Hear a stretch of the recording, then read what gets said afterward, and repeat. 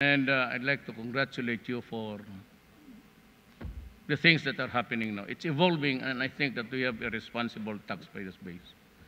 Kayo yung mga lalaki, do not, no more, no less ako. I will not tax you to death if I think it's unrealistic.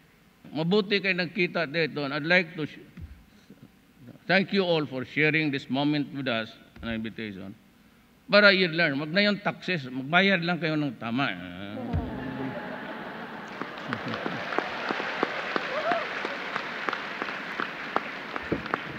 This I can promise you.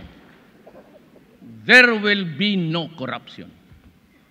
It behooves upon you to stop it. The first whip of or suggestion na maghingi, murahin mo, sampalin mo, ka. Ako nagbabayad dito ng tama. Huwag mong majigin yan. Kaya baga mag-reassess uli, hindi ko na makuha yung pera mo.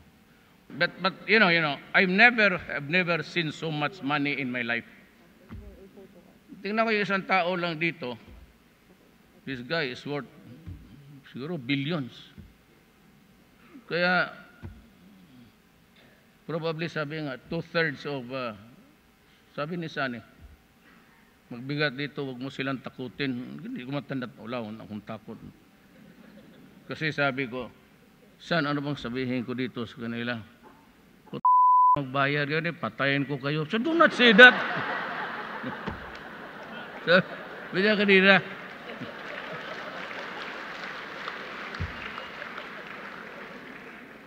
Sabi ko kasi, pagpupog ko, what should I talk about?